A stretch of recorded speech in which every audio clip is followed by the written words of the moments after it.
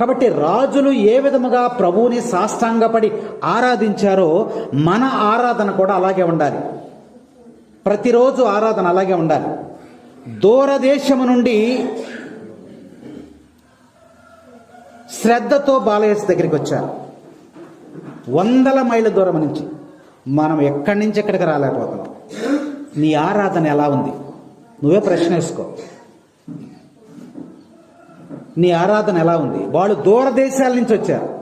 అందుకని ఈరోజు 3 రాజుల పండుగ మనకు తెలియజేస్తా ఉంది ఏంటంటే, నిన్ను నీవు తగ్గించుకో, సాష్టాంగపడి ఆరాధించు. దేవుడు నిన్ను దీవిస్తాడు, ఆశీర్వదిస్తాడు.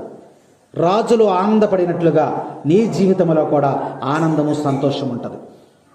భక్తి శ్రద్ధలతో వచ్చినటువంటి 3 జ్ఞానులు భక్తి శ్రద్ధతో వచ్చారు. నువ్వు అది నేర్చుకోవాలి. భక్తి శ్రద్ధతో వచ్చినప్పుడు మాత్రమే దేవుడు నిన్ను ఆశీర్వదిస్తాడు. భయభక్తులు కలిగిన వాడి ఎడల నా యొక్క దీవెనలు మెండుగా ఉంటాయని ప్రభువు మనకు తెలియజేస్తున్నాడు. కాబట్టి దేవుణ్ణి ఆరాధించాలంటే నువ్వు భయభక్తులతో వచ్చి సాష్టాంగపడి నువ్వు ఆరాధన చేయాలి. ఇంకొక విషయం ఏమిటంటే, వాళ్ళు సమస్తాన్ని విడిచిపెట్టి వచ్చారు. నెలల తరబడి ప్రయాణం చేశారు వాళ్ళు ప్రభువును దర్శించడానికి. సమస్తాన్ని విడిచిపెట్టారు. ఏం విడిచిపెట్టారు? రాజవస్త్రాలు విడిచిపెట్టారు, రాచరికం విడిచిపెట్టారు, రాజ్యం విడిచిపెట్టారు, ప్రజలను విడిచిపెట్టారు, అధికారాన్ని విడిచిపెట్టారు. మొత్తం విడిచిపెట్టి బాలయేసును దర్శించడానికి వచ్చారు. ఆదివారం విశ్రాంతి దినమున ప్రభువుని ఆరాధించడానికి నువ్వే విడిచిపెట్టి వస్తున్నావు? ఇల్లును విడిచిపెట్టలేకపోతున్నావు. 1 గంట ఆరాధన చేయటానికి నువ్వు ఇల్లును విడిచిపెట్టి రాలేకపోతున్నావు. 7 గంటల నుంచి గంట కొట్టి వాక్యం చెప్పి, గంట కొట్టి జపమాలు చెప్పి, గంట కొట్టి పిలుస్తా ఉన్నా సరే నువ్వు ఇల్లు విడిచి రాలేకపోతున్నావు. నీకు దీవెనలు ఎలా వస్తాయి?